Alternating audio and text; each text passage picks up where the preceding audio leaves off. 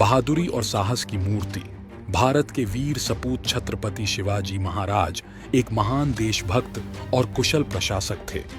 एक ओर वे बहुत शक्तिशाली थे, तो दूसरी ओर वे दया के लिए भी जाने जाते थे। उन्होंने महाराष्ट्र राज्य पर शासन किया। ऐसे छत्रपति शिवराय को कभी भुलाया नहीं जा सकेगा। उनकी वीरता की कहानी आने वाली हर पीढ़ी को गर्व के साथ बताया जाएगा।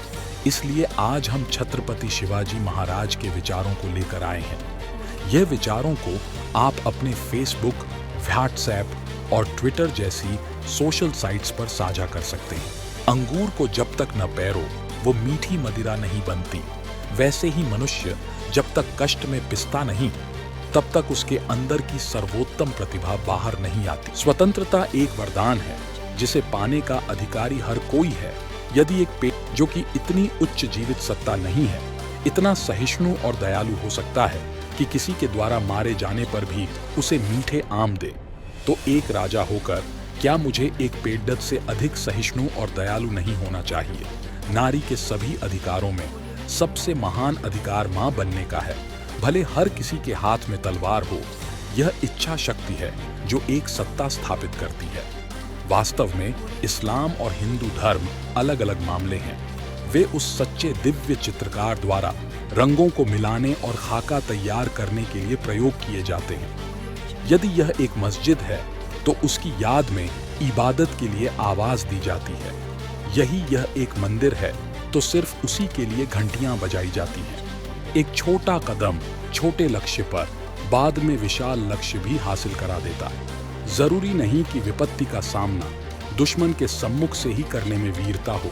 वीरता तो विजय में है। जब हौसले बुलंद हो तो पहाड़ भी एक मिट्टी का ढेर लगता है। शत्रु को कमजोर न समझो तो अत्यधिक बलिष्ठ समझकर डरो भी मत। जब लक्ष्य जीत की हो तो हासिल करने के लिए कितना भी परिश्रम, कोई भी मूल्य क्यों न हो, उसे चुकाना ही पड़ी रहता है।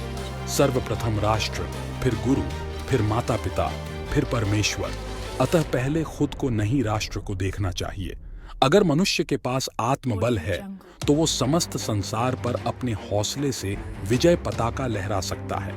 जो मनुष्य समय के कुचरक में भी पूरी शिद्दत से अपने कार्यों में लगा रहता है, उसके लिए समय खुद बदल जाता है। शत्रु चाहे कितना ही बलवान क्यों ना हो, उसे अपने इरादों और उत्साह मात्र से भी परास्त किया जा सकता है। एक सफल मनुष्य अपने कर्तव्य की पराकाष्ठा के लिए समुचित मानव जाति की चुनौती स्वीकार कर लेता है। आत्मबल सामर्थ्य देता है और सामर्थ्य विद्या प्रदान करती है। विद्या स्थिरता प्रदान करती है और स्थिरता विजय की तरफ ले जाती है। एक पुरुषार्थी भी एक तेजस्वी विद्वान के सामने झुकता है, क्योंकि पुरुषार्थ भी विद्या से ही आती है।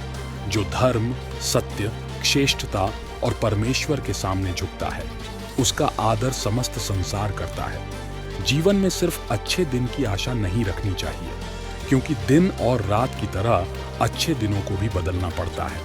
बदला लेने की भावना मनुष्य को जलाती रहती है। संयम ही प्रतिशोध को काबू करने का एकमात्र उपाय है। अपने आत्मबल को जगाने वाला, खुद को पहचानने वाला और मानव जाति के कल्याण की सोच रखने वाला पूरे विश्व पर राज्य कर सकता है।